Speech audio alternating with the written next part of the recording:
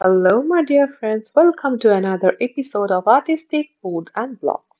নিয়ে চলে এসেছি মাথা নষ্ট করা একটা রেসিপি। মানে তোমাদের মাথা খারাপ হবে না, মাছের মাথাটা খারাপ হবে না, মানে খেয়ে মাথা খারাপ হয়ে যাবে। এত ভালো অ্যান্ড টেস্টি রেসিপি তোমাদের সাথে আজকে আমি শেয়ার করতে চলেছি। দেখেই হয়তো বুঝে গেছো, মাছের মাথা দিয়ে মুগ ডাল রান্না। অ্যাকচুয়ালি আমরা এটা বলে থাকি মুড়ির ঘন্ট। তো এর জন্য আমরা আগে ডাল নিয়ে নেবে, ভালো করে ভেজে নেবে শুকনো কড়াতে উইদাউট এনি অয়েল। আর একটু ওই কড়াতে একটু তেল দিয়ে মাছের মাথাগুলো ভালো করে ভেজে নেবে। তারপর ওই তেলেই তোমরা দিয়ে দেবে শুকনো লঙ্কা, তেজপাতা, গোটা জিরে, এলাচ, দারচিনি এবং কুচি করা পেঁয়াজ। হালকা করে একটুখানি ভেজে নেবে। ভাজা ভাজা হয়ে গেলে এরপরে আমাদেরকে আরো কিছু মশলা দিতে হবে। এখানে আমরা নিয়ে নিয়েছি আদা রসুন বাটা ১ চামচ করে।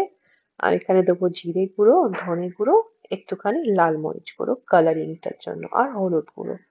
লাল মরিচ তোমরা এভয়েড করতে পারো, বাট এটা হলো কাশ্মীরি লাল মরিচ কালারিং এর জন্য। এটা কোনো ঝাল স্বাদ না। কালারটা যদি সুন্দর না হয় যেকোনো খাবারের, খেতে কি মন চাইবে বলো? কোনো খাবার যদি দেখতে সুন্দর হয় খেতেও আশা করি ভালোই হবে।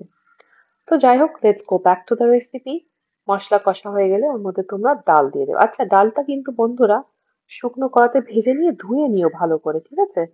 ধুয়ে নিয়ে তারপর ইউজ করো, কারণ অনেক গুঁড়ো বালি ময়লা থাকতো, সেগুলো অবশ্যই আমাদের ধুয়ে নেওয়া উচিত। তো এখানে আমি ডালটা ভালো করে ধুয়ে নিয়েছিলাম, জল ঝরিয়ে তারপর মশলার মধ্যে অ্যাড করেছি। ডাল কষা হয়ে গেছে, এবার আমি এটাকে সেদ্ধ করে নেবো কুকারে। এটা করাতেও তোমরা আস্তে আস্তে সময় থাকলে রান্না করতে পারো, কোনো সমস্যা নেই। কিন্তু আমার যেহেতু সময় খুবই কম এবং আমি তাড়াতাড়ি রান্না করতে পছন্দ করি, তাই জন্য আমি সবকিছু একসাথে কুকারে দিয়ে দুটো সিটি দিয়ে নেবো। আর একটু আমি দিলাম গরম মশলা। তো সিটি দিয়ে দমে রেখে দিয়েছিলাম প্রায় ধরো 10 মিনিট। দেখো কত সুন্দর ডালটা গলে গেছে। এবার আমরা এখানে কড়াতে ঢেলে দেবো। হ্যাঁ, আর কোনো তেল ফেল কিচ্ছু এক্সট্রা জিনিস দেওয়ার দরকার নেই, ডাইরেক্ট কড়াতে ঢেলে দিও। আর জল অ্যাড করতে হবে। কুকারটাকে ভালো করে ধুয়ে নেবে এবং সেই জলটাই পরিমাণ বুঝে দিয়ে দেবে। বেশি জল দিয়ে দিও না আবার, তাহলে তোমার একেবারে প্যালপ্যালে জলের মতো ঝোল হয়ে যাবে। অনেক সময় লাগবে সেটা শুকাতে। যতটা দরকার প্রয়োজন মতো হিসাব করে জলটা দিও। গন্ধ কিন্তু দারুণ বেরোচ্ছে বন্ধুরা। আর খেতেও কিন্তু অসাধারণ হয়েছিল। দেখো কি সুন্দর গলে গেছে। আর তোমরা লাস্টে অ্যাড করে দিও একটু পাতিলেবু আর একটু ভাজা মসলা আর একটু গরম মসলা।